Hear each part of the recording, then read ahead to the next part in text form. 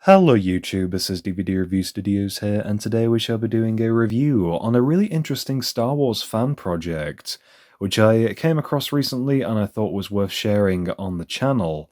This is the Kai Patterson re-edit of the Obi-Wan Kenobi TV series, now made into a 2.5-hour movie. And the popularity of this edit has spread across the internet this past week, and that's how I came across it. And it was overall, in my eyes, a very enjoyable viewing experience. It cuts down all 6 episodes and makes an alternative cut of this chapter in the Star Wars franchise by removing sort of long drawn-out sequences, kind of resolves some of the messy pacing issues, gets rid of some of the shoddy dialogue. I am the lead security on this level. Then I'm your commanding officer. Yes, sir, of course, but When looking around online, I did come across a couple of interviews with Kai Patterson, and what really seemed to be, I guess, the inspiration for this project was the passion in making something to further enhance the content we already got. And like with any modern Star Wars project, there's going to be good and bad. And with Kenobi, the performances in my eyes were incredible, the story is a fun chapter within the franchise, but it does feel like a drag at certain intervals. There can be no mistakes. And with that in mind, how does this edit compare with the original show? Well, story-wise, it's basically the same. It follows the same beats with a more kind of concise delivery. Eventually. He's on his way. I'm the one that Vader wants. I will destroy you. Originally, the show was intended to be a movie and part of a movie trilogy, supposedly, which was revealed after the show aired. And I would imagine the movie would be kind of similar to the anthology films we got with Rogue One and Solo. And I really wish this is how this story had stayed. Drawing the events out and making this story into a series just makes it seem really clunky, with a lot of unwanted filler. And as we go through the film in chronological order, there are a lot of really unique differences. We have a brand new intro where we're missing the original Order 66 scene in favour of this establishing shot across the sands of Tatooine. And personally, I loved the show's opening. Any new scene of Order 66 has genuinely been a really great expansion to what we got in Revenge of the Sith. But on the other hand, this new scene works a lot better for the story, where our focus ideally should be on the title character and not this child, later revealed to be Reva. There's several changes to the soundtrack which are very notable in my eyes. Patterson adds a lot more flavour to specific scenes with callbacks to the incredible prequel score. And this is most notable for me anyway in the final battle, mixing both Duel of the Fates and the Duel on Mustafar themes. And speaking of the soundtrack for Kenobi, I'll be honest, it didn't really resonate with me. Star Wars themes are naturally iconic, and aside from the John Williams theme from this show, nothing really stood out in my opinion. It's not that Williams has to be associated with every Star Wars project for the soundtrack. For example, I was a really big fan of Michael Giacchino's Rogue One soundtrack, but Kenobi had nothing really iconic about it with the music. Nothing that stood out, like, again, another example, the Mandalorian theme is one that stands out quite heavily that wasn't scored by Williams, so it's a shame the music, with it being such an integral part of this franchise, just didn't really speak to me and didn't really enhance any of the scenes to make them more memorable. In terms of the editing, this recut is admittedly a little choppy at certain moments.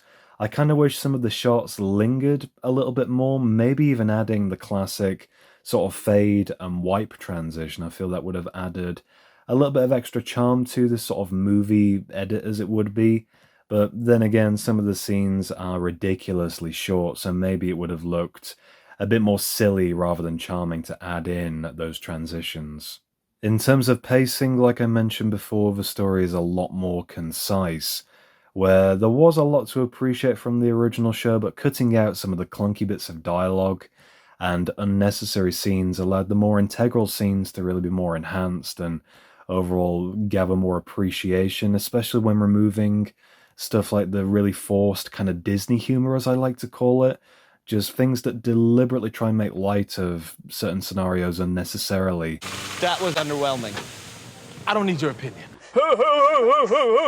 I hate those forced moments, and removing those for the most part definitely was a huge win. And these kind of changes, these cuts, definitely added a lot more sort of intended focus to Obi-Wan himself. And you can tell this by how Reva as a character is basically sidelined. You came to us from the gutter. Although she is arguably sort of the main antagonist of this story, Vader aside, I hated how she was belittled for no reason in the original show. Looking at the overall content for the Obi-Wan series, I really wish the original show had been a lot more darker and brutal, particularly surrounding the Inquisitors showing how violent they are supposed to be, and therefore the Empire as a whole in terms of sort of their representation. You kind of get this eerie sense from certain moments in this edit, such as where this Jedi character is on the run, only to have been strung up and beheaded for all to acknowledge. A lot of the Alderaan-related scenes are thankfully cut from this version of the story, which I felt in the original were kind of forced and just too time-consuming, especially in the first episode. The only benefit really was to kind of progress the 10-year-old Leia as a character, where we learn how she feels kind of disowned by the rest of the Organa family, with the need to basically prove herself. And there's an entire scene dedicated to showing this with an overly fancy kind of gathering of the family, including some spoiled relatives that mock Leia for being adopted. And we get these same kind of feelings from just one line of dialogue between Leia and Bail, which is absolutely fine with the rest of this content cut. And we learn how Leia feels in the exact same way, and we still feel for her as a character without all this setup. Speaking of Leia, this chase scene is thankfully fixed. The original sequence is honestly one of the most embarrassing moments in live-action Star Wars television so far. It's just laughable, and once again dragged out this show unnecessarily. But this is fixed very smoothly by the kidnappers instantly placing a bag over little Leia's head. There's no chase, no drama, and with the quick cut editing, the scene is much more effective. And so Leia is taken to the planet Daiyu, and Kenobi follows to try and rescue her. And when he does, he escapes only for Reva to tip off the nearby bounty hunters demanding his capture, which was one of my favourite scenes from the original show, and sadly most of it is cut. It is a shame, but I understand why this sequence is shortened. It's basically just more filler, but the character designs are absolutely incredible, mainly this dinosaur-looking bounty hunter. Such an easy yet incredible character aesthetic. I mean, when is this guy getting his own Disney Plus spin-off? The remainder of this edit is overall very consistent with keeping the story about Obi-Wan facing Darth Vader once again, and when Kenobi and Leia reach the planet of Mapuzo, they're supposed to be meeting a contact who can help smuggle them home, and looking around with nobody there to greet them, Kenobi looks off into the distance only to see a hooded figure, and this is meant to be Anakin, and in the original cut, in my eyes, it's kind of too vague. It leaves you asking, was that Anakin?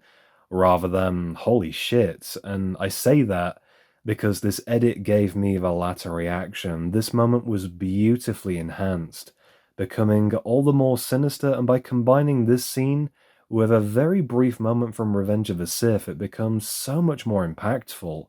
It's easily one of the best changes to this version of the story. Episode 4 of the original show I honestly hated. It was tedious, poorly written, and made a mockery of the previous 3 episodes of the original show. But in this cut, a lot of the fluff, as I like to term it, is removed, and it surprisingly makes this part of the story a lot more intense. Reva has successfully captured Leia to bait Obi-Wan into rescuing her, and this entire sequence does work for the most part. The only downside is the escape scene. Kenobi is wearing a massive trench coat hiding little Leia beneath it, and whilst walking past troopers and Imperial officers, the only thing that draws attention to this really unusual look for a character in such a high security place is just Reva pointing them out. Doesn't quite make sense. I know the troopers aren't meant to be the smartest, but come on. Anyhow, Kenobi escapes and joins this group of refugees, all of which are trying to get home and flee the Empire. The only problem is that Vader stands in their path. But he only wants Kenobi, which conveniently removes the rest of these characters from the story. And this whole sequence remains more or less the same for the most part, including, unfortunately, some Disney humor, which I would imagine was kind of difficult to remove from this sequence in particular. Although I know the word of a liar and a fake Jedi may not mean much to you, it's good enough for me.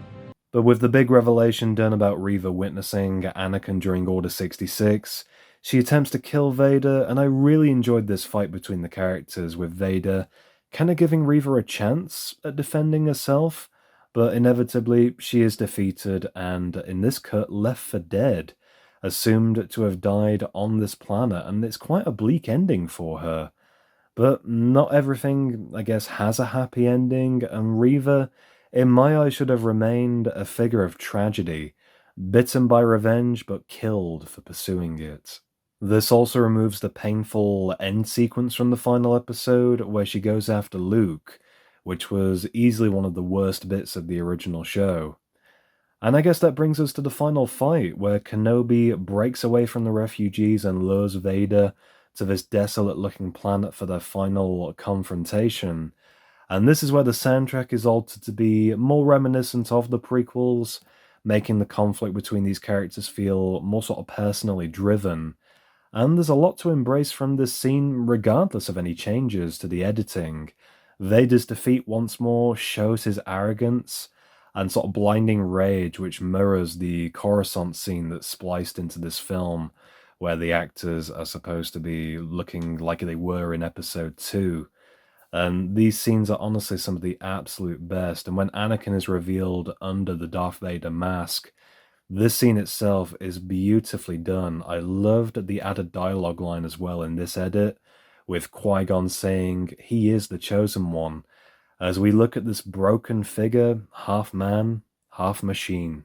He is the chosen one. And so overall, this edit does remove a lot of content from the original Kenobi show, but it adds a lot more feeling to the project. It enhances the rising kind of conflict between Obi-Wan Kenobi and Darth Vader, and whilst also incorporating elements of the Empire that shape this sort of tyrannical leadership across the galaxy. These elements are really important in my eyes, and this edit only goes to further enhance what we really should have seen in the original show. And so if you are a fan, I would recommend checking out this edit if you are interested. If you Google around for the Kai Patterson Kenobi edit, I'm sure you'll find it. The file size was about, I think, 11 gigabytes if memory serves, released in 1080p. And if you are interested in the project, I would check it out while you can, before Disney likely strikes the project down. If you strike me down, I shall become more powerful than you can possibly imagine. So let me know how you felt about the Kenobi series in the comments. Are you a fan of edits? Are they something that capture your interest? I'd love to hear your thoughts and opinions. If you enjoyed this video, be sure to leave me a like and subscribe for more upcoming content.